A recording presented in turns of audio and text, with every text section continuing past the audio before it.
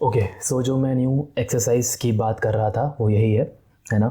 इसका नाम अभी के लिए छोड़ देते हैं, जब मुझे लेना आ जाएगा तो मैं नाम बोल दूंगा। ठीक है। तो इसके लिए आपको क्या करना है कि मैं आपको तो अभी आपको समझना पड़ेगा कि अगर आपको आर्म्स का साइज़ ग्रो करना है तो आपको कुछ बातें हैं उनका ध्यान रखना पड़ेगा। जैसे अगर मान लीजिए आपको लगता है कि भाई ये एक स्पेसिफिक मील है, बहुत हाई प्रोटीन मील है, आपने कहीं इंस्टाग्राम पे यूट्यूब पे देख लिया तो इससे शायद बात बन जाए, या फिर एक काम करता हूँ इस एक्सरसाइज के इतने सेट लगा लेता हूँ, इस एक्सरसाइज के इतने सेट लगा लेता हूँ, शायद इससे मेरे आर्म्स ज़्यादा ग्रो हो जाए। अब देखिए, मेरे भी आर्म्स का जो साइज़ है वो डिसेंट है ना। जो मैंने किया था वो यही है, पहले मैं भी बहुत ज़्यादा वॉल्यूम लगाता था अपने आर्म्स के लिए। अब देखिए, आर्म्स ना इतनी छोटी सी मसल है, उसमें बहुत ज़्यादा वॉल्यूम देने की कोई ज़रूरत नहीं है। आपको समझ में आएगा धीरे धीरे ना कि जब तक आप अपने डाइट के साथ कंसिस्टेंट हो, है ना, आपको पता है कि आपकी बॉडी को कितना वॉल्यूम देना है ना, एक वर्कआउट सेशन में, है ना। जब आप इन दोनों चीज़ों के साथ कंसिस्टेंट रहोगे तभी आपको ग्रोथ दिखेगी, और आपको समझ में आएगा कि कोई एक मैजिकल फॉर्मूला नहीं है कि ये कर लेता हूँ तो मेरे आर्म्स जल्दी ग्रो हो जाएंगे, तो ऐसा कुछ नहीं होगा। अभी मैं एक न्यू एक्सरसाइज है जो मैं कुछ दिनों से आर्म्स डे पर लगाता हूँ, जो मुझे बहुत इफ़ेक्टिव लगती है। अब वो चीज़ मैं ज़्यादा अच्छे से अभी जब जिम जाऊँगा तो आपको बता पाऊँगा।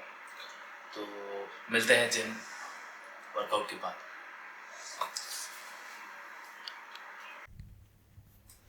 ओके, सो हुआ क्या, मैंने जिम में जाके वीडियो शूट करी, पर बहुत सारी वीडियोस में ऑडियो नहीं आ रहा है।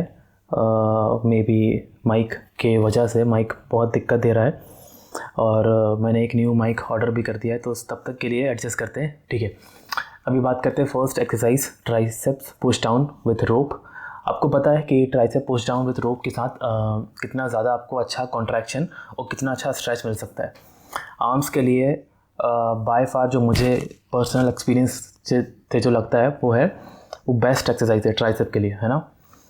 आप धीरे धीरे जाके जितना ज़्यादा प्रोग्रेसिव ओवरलोड लगा सकते हो उतना अच्छा रहता है। बस ध्यान रखें कि अगर आप जितना स्लो रैप्स लगा रहे हो उतना अच्छा रहेगा। और वही मैंने ना इसके 2 सेट लगाए थे, 2 मेन सेट, है ना। 3 वार्म अप सेट लगाया था मैंने इससे पहले, ठीक है। वो शूट किया बट ऐड करने का कोई मतलब नहीं है ना वीडियो में, वो किया। और उसके बाद 2 मेन सेट लगाए थे मैंने, है ना। और अभी मैं क्या करता हूँ, ये सब चीज़ें मैं नोट्स एप्लीकेशन में एकदम लिख रहा हूँ कि लास्ट टाइम मैंने इतना वेट में इतने रैप लगाए थे, तो इस बार मेरे को एटलीस्ट एक एक्स्ट्रा रैप निकालना है। तो ये करने से ना मुझे बहुत ज़्यादा एक गोल मिल जाता है स्पेसिफिक कि मुझे इतना करना है ना। तो वो अगर होता है ना तो मुझे बहुत अच्छा फील होता है। तो इस बात का आपको ध्यान रखना है फॉर ट्राइसेप पुश डाउन लगाते वक्त।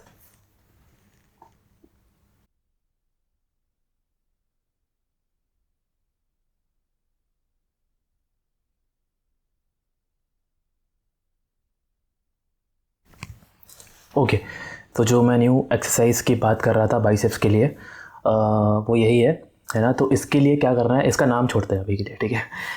इसके लिए आपको क्या करना है कि इसकी जो केबल की जो हाइट रखनी है ना, मतलब इस मशीन के लिए जो हाइट इसकी जो ओके, सो जो मैं न्यू एक्सरसाइज की बात कर रहा था वो यही है ना। इसका नाम अभी के लिए छोड़ देते हैं, जब मुझे लेना आ जाएगा तो मैं नाम बोल दूंगा। ठीक है। तो इसके लिए आपको क्या करना है कि मैं आपको इसकी जो हाइट रखनी है ना वो आपकी रिस्ट के पास रखना है। आपको हाथ सीधा रखना है ना, जैसे वीडियो में आपको दिख रहा है ना। और रिस्ट के पास आपको इसकी हाइट रखनी है। और फिर इसके बाद एक मिनट, इसके बाद आपको ये वाली ग्रिप लेनी है, ठीक है ना। जो जो हम फ्लाइज लगाते हैं ना वो वाली, है ना। ये ग्रिप लेनी है आपको, ठीक है। ग्रिप लगाने के बाद रिस्ट की हाइट रखने के बाद आपको 2 स्टेप आगे लेना है। 2 स्टेप आगे लिया, ताकि 2 स्टेप आगे लेने के बाद क्या होगा आपको देख सकते हो आप, जैसे कि ये बाइसेप पर आपको ऑटोमेटिक एक स्ट्रेच मिलेगा आपको जैसे वीडियो में दिख रहा है, ठीक है। ये दिख रहा है आपको, है ना। तो आपको स्टार्ट कैसे करना है, थोड़ा सा आपको 5 kg के साथ आप स्टार्ट करें, है ना, थोड़ा कंफर्टेबल हो जाइए इस एक्सरसाइज को लगाते वक्त। तो आपको ऑटोमेटिक जब आप 2 स्टेप आगे आएंगे ना, तो आपको ऑटोमेटिक बाइसेप पे स्ट्रेच मिलेगा, है ना, स्ट्रेच मिलेगा। और धीरे से ऊपर तक लेके आइए और धीरे से, है ना, तो 4-5 रैप लगाइए आप, है ना, ऐसे, और धीरे धीरे वेट बढ़ाइए। एटलीस्ट 2 से 3 वार्म अप सेट लगाइए, है ना, 2 से 3 वार्म अप सेट लगाइए। उसके बाद आपको जैसे ही लगता है कि अभी आपको थोड़ा अच्छा फील हो रहा है ना, बाइसेप वार्म्ड अप हो चुके हैं आपके, है ना, उसके बाद आप मेन सेट पे जाइए। जितना आपको कंफर्टेबल लगता है 8 से 12 रैप निकालिए आप, है ना, दोनों हाथों से।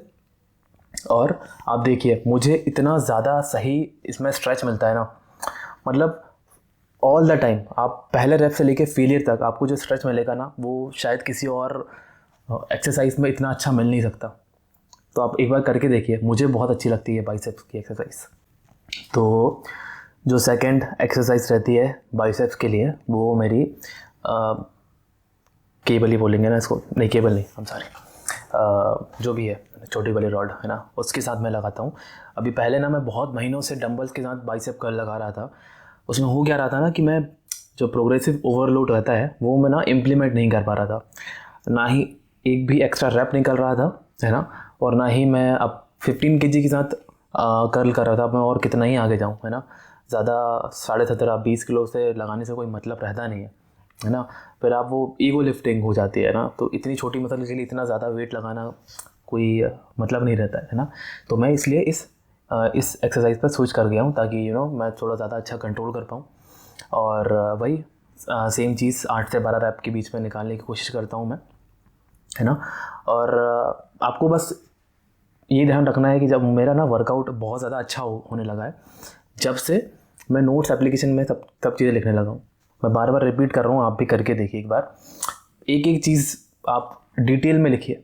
इतने वार्म अप सेट लगाए इस एक्सरसाइज के, ये मेन सेट पे मैंने इतना वेट लगाया, इतने रैप निकले।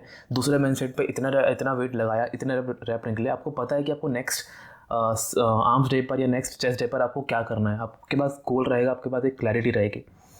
आप देखिए आपका वो जो वर्कआउट सेटिस्फेक्शन होता है ना, वो अलग ही नेक्स्ट लेवल पे पहुंच जाएगा। तो वही है, सिर्फ वेरिएशन के लिए ये मैंने ट्राई करा हूँ, और मुझे तो बहुत अच्छा लगता है आजकल ये एक्सरसाइज लगाना, है ना, बाइसेप कर्ल विथ रॉड और जो भी।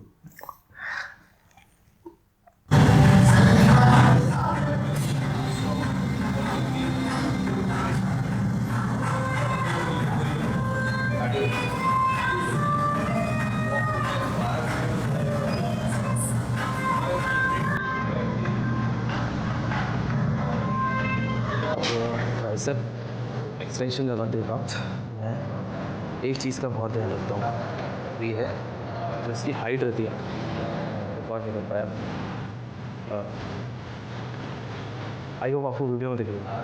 जो हाइट रहती है मैं ऑलमोस्ट इसको एकदम वेस्ट के पास से वेस्ट थोड़ा सा नीचे रखता हूँ, क्योंकि अगर आप जब हम उसकी हाइट ना, रोप की हाइट जब बहुत ज़्यादा नीचे रखते हैं तो एल्बो पे बहुत ज़्यादा प्रेशर आता है ना, तो उससे ना वो एल्बो इंजरी उसका डर बहुत रहता है। जब आप धीरे धीरे हैवी जाते हैं इस एक्सरसाइज तब होता है ना, तो इसलिए मैं ट्राई करता हूँ कि उसकी हाइट वेस्ट के पास या वेस्ट से थोड़ी नीचे है ना।